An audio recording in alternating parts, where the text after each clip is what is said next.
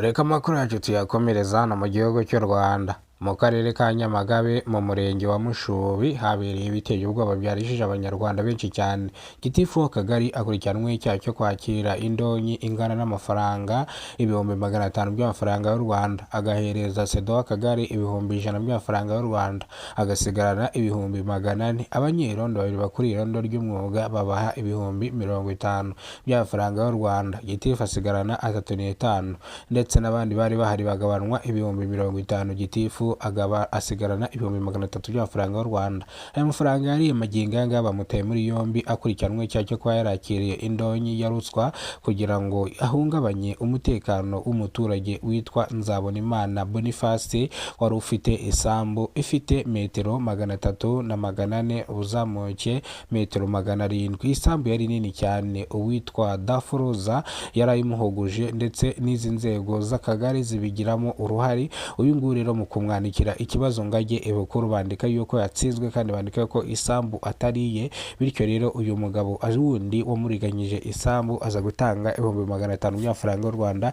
birangira iyi sambu iburiwe irengero magingo aya ngaya. Ikirego cyabaye kinini, aba bayobozi bose bataye muri yombi n'ishami ry'ubugenzacyaha RIB, Gitifu w'akagari Sedo ndetse n'abanyerondo. Magingo aya kano kagari nta muntu ugasigayemo ukayobora, ndetse isahamagarwa abakoranabushake baba basimbuye mu gihe bano bari guhatwa ibibazo mu ishami ry'ubugenzacyaha RIB.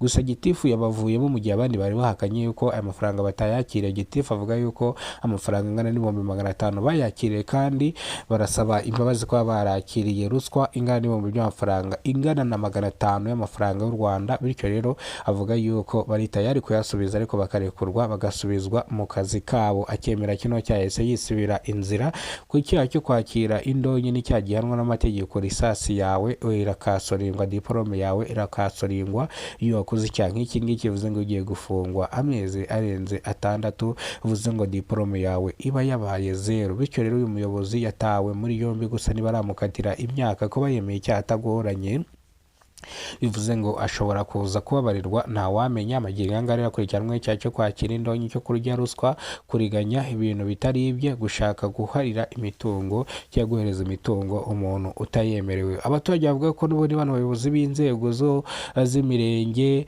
b'inzego z'utugari, b'inzego z'imidugudu badakunze gukora ibikorwa nk'ibi ngibi, ariko ibi ngibi byabaye bitunguranye, dore ko banabasabiye imbabazi ari ubwa mbere kino cyaha kigaragaye mu kano kagari kabo no mu murenge wabo. Bavuga ko rero uyu Gitifu n'uno musedo n'abano bandi bababarirwa, bavuga ko nta kibazo cyabagaho, ndetse n'akarere bavuga yuko kabizi yuko aya makosa ari ubwa mbere.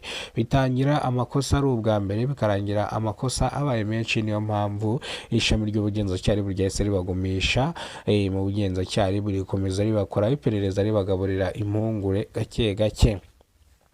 Magingo aya abaturage barasaba ishami ry'ubugenzacyaha RIB yuko bano bayobozi n'ubundi bahanwa bakaba intangarugero, kugira ngo n'abandi bayobozi bazaza kuyobora hano bazamenye yuko hari umuyobozi wahavuye ariye ruswa akagenda agafungwa. Bityo rero ruswa bizatuma igabanuka, gufatwa kwa bano abaturage nibo batanze amakuru, bituma bano bayobozi bafatwa mu nzego zo hejuru, mu nzego z'utugari, mu nzego z'imidugudu. Urumva yuko ni abayobozi bagiye batandukanye, harimo Sedo, harimo na Gitifu. Urumva yuko abangaba bica bakanakiza, bityo rero batawe muri yombi n'ishami ry'ubugenzacyaha RIB, ariko bemera gusubiza amafaranga. Byagenze gute rero kugira ngo bino bintu bibyimbe bigere hano aho Gitifu afatwa akajya muri yombi? Uyu musore watanze amafaranga 500 byo kugira ngo isambu bayiriganye.